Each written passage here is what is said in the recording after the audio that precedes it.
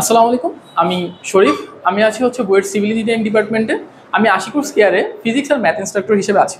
আজকে আমি তোমাদের একটি ছোট্ট টপিক পড়াবো। টপিকটি হচ্ছে গিয়ে পৃথিবীর ঠিক মাঝ বরাবর। ধরো এটা হচ্ছে আমাদের পৃথিবী, এবং পৃথিবীটাকে যদি আমি ঠিক মাঝ বরাবর কাটি এবং কাটার পর যদি আমি একটা বস্তু এখান দিয়ে প্রবেশ করাই, তবে এই বস্তুটার গতিটা কেমন হবে সেটা নিয়ে আজকে আমি আলোচনা করব। আচ্ছা, এখন প্রথমত আমি যদি বস্তুটাকে এখানে প্রবেশ করাই, যে ঘটনাটা ঘটবে এটি হচ্ছে কি সরল দোলন গতিতে দুলতে থাকবে। সরল দোলন গতিতে দুলতে থাকবে দুলতে থাকবে এখন কেন সরল দোলন গতিতে দুলতে থাকবে, এটা তোমাদের মনে প্রশ্ন আসতে পারে। এখানে যে ব্যাপারটা হয়, এই যে বস্তুটাকে যখন আমি প্রবেশ করাচ্ছি, পৃথিবীর কেন্দ্র দিয়ে বস্তুটাকে আকর্ষণ করবে, আকর্ষণ করে কেন্দ্রের দিকে টেনে নেওয়ার চেষ্টা করবে। কিন্তু পৃথিবীর কেন্দ্রে একটি বস্তুর ওজন কত হয়? আর যেহেতু তোমরা সায়েন্সে পড়তেছো, এতদিন ধরে পড়ে আসছো, অবশ্যই জানো পৃথিবীর কেন্দ্রে জি এর মান 0। আচ্ছা, মার্কারটা পরিবর্তন করে নেই, প্রবলেম হচ্ছে যেহেতু। পৃথিবীর কেন্দ্রে জি সমান সমান 0।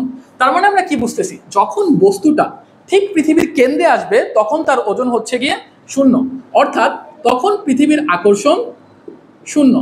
পৃথিবীর আকর্ষণ 0 হওয়ায় এটি তা কেন্দ্র পার হয়ে বিপরীত দিকে আসা শুরু করবে, এবং যখন এটা নির্দিষ্ট দূরত্ব অতিক্রম করবে তখন আবার পৃথিবীর এই কেন্দ্রটা বস্তুটিকে উপরের দিকে টানতে থাকবে। আচ্ছা, এখন এই ঘটনাটিকে আমরা ম্যাথমেটিক্যাল টার্মে প্রকাশ করি। যে ব্যাপারটা হয়, ধরলাম গিয়ে বস্তুটা এক্স দূরত্বে আছে। এক্স দূরত্বে যখন থাকতেছে তখন বস্তুটা পৃথিবীর ভেতর গভীরে একটা নির্দিষ্ট অংশে প্রবেশ করছে। এখন যে ঘটনাটি ঘটবে, সম্পূর্ণ পৃথিবী বস্তুটাকে আকর্ষণ না করে এই যে এক্স দূরত্বের ফলে যে নতুন ব্যাসার্ধ তৈরি হলো, নতুন ব্যাসার্ধের ফলে আমাদের এখানে আমরা কি নতুন একটা গোলক পাচ্ছি, এই গোলকটাই বস্তুটিকে আকর্ষণ করবে। এখন পৃথিবী যেহেতু ছোট হয়ে গেছে, তার মানে কি এখন আমাদের ভর আর ধ্রুবক নেই, ভরটা পরিবর্তন হয়ে গেছে। আমাদের প্রথম কাজ হচ্ছে গিয়ে এই ছোট্ট গোলকের ভরটা বের করা। তোমরা ছোট ক্লাসে পড়ে আসছো, কোনো বস্তুর ভর সমান সমান, একটু স্টপ করেন।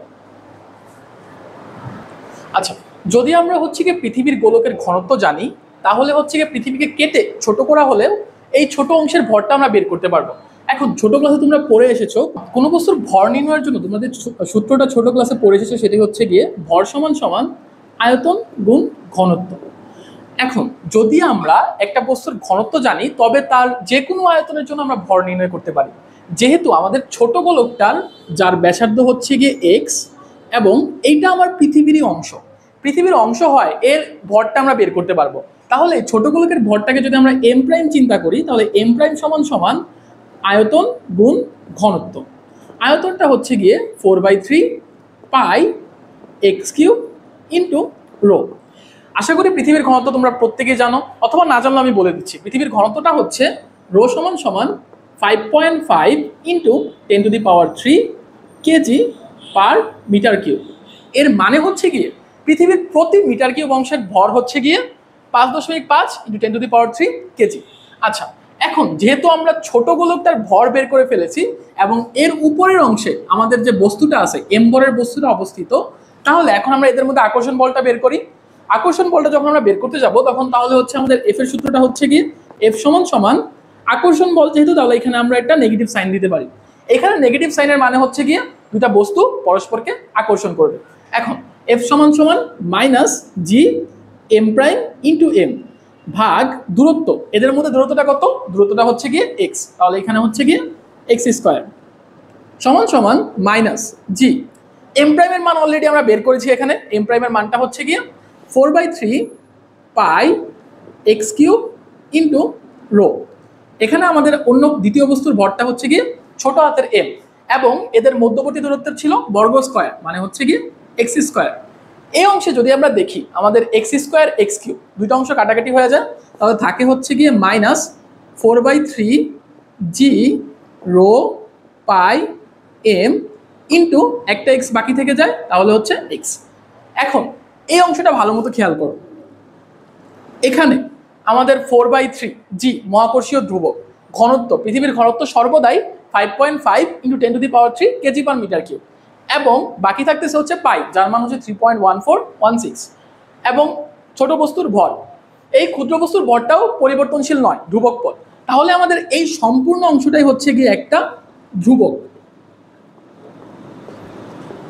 আচ্ছা, এখন তোমাদের একটা মজার সূত্র দেখাই। তোমরা সরল দোলন গতির সূত্র হয়তো বা পড়ে এসেছো। হুকের সূত্র অনুসারে হুকের সূত্র F সমান মাইনাস কে ইন্টু এক্স। এই দুটা সূত্র যদি আমরা তুলনা করি তাহলে এখানে তুলনা করলে আমরা পাচ্ছি হচ্ছে গিয়ে কে সমান 4/3 জি রো পাই এম। অর্থাৎ এখানে যদি আমরা খেয়াল করে দেখি এই অংশটা যেহেতু ধ্রুবক, তাহলে এটাকে আমরা মাইনাস কে এক্স এর সাথে তুলনা করতে পারি, এবং মাইনাস কে এক্স এর সাথে তুলনা করলে এটা যে আমাদের সরল দোলন গতিতে পরিণত হবে তার একটি প্রমাণ। এবং আমাদের প্রশ্নে কিন্তু বলেছে যে আমাদের দোলনকালটা নির্ণয় করতে হবে। এখন তোমরা যদি হচ্ছে গিয়ে দোলন গতি অধ্যায়টা পড়ে থাকো বা ওইখানের কিছু অংশ পড়ে থাকো, আচ্ছা, তো এই অংশে আমরা দেখলাম যে হচ্ছে এটা হচ্ছে আমাদের একটি ধ্রুবক পদ। যদি ধ্রুবক হয় তাহলে আমরা এই দুটা সূত্রকে হুকের সূত্রের সাথে তুলনা করতে পারি। হুকের সূত্রের সাথে তুলনা করার পর আমরা হচ্ছে এই ধ্রুবক অংশটি পাই। আচ্ছা, এখন হুকের সূত্র থেকে আমরা যে কেটা পাই সেই কে থেকে খুব সহজেই দোলনকাল নির্ণয় করতে পারি। দোলনকাল নির্ণয়ের সূত্রটা হচ্ছে গিয়ে টি সমান 2π√m/কে। এখন এই অংশে যদি আমরা হচ্ছে এই সূত্রের এই অংশটা বসিয়ে দেই তাহলে পাচ্ছি 2π√m। কে এর মানটি হচ্ছে গিয়ে 4/3 জি রো পাই এবং এম। এখন আমাদের এখানে এম আর উপরের এম কাটাকাটি হয়ে যায়। এই 2π-কে যদি আমরা ভিতরে নিয়ে আসি তাহলে সেটি হয়ে যায় হচ্ছে গিয়ে 4π², এবং নিচে থাকে 4/3 জি রো পাই। এখানে আমাদের 4 কাটা হয়ে যাচ্ছে এবং একটি পাই কাটা হয়ে যাচ্ছে এবং থাকছে √3π/জি। মেইনলি এই অংশটি হচ্ছে গিয়ে আমাদের দোলনকাল, যেটা আমরা হচ্ছে গিয়ে এই সূত্রের মাধ্যমে ক্যালকুলেট করেছি। এভাবে দেখতে পাচ্ছি যে পৃথিবীর উপর থেকে যদি আমরা সুড়ঙ্গ তৈরি করে একটি বস্তুকে এর ভেতর দিয়ে ফেলে দেই, তবে সেটি হচ্ছে গিয়ে অপর পাশ দিয়ে বেরিয়ে না গিয়ে দোলন গতি শুরু করবে এবং পর্যায়ক্রমে দুলতে থাকবে। তোমাদের যতটুকু দরকার তা হচ্ছে আমি লাস্ট ক্লাসে দেখিয়েছি। এখন হচ্ছে গিয়ে বাকি অংশটা তোমরা ক্যালকুলেট করে নিও। আর আজকের জন্য এই পর্যন্তই, ধন্যবাদ।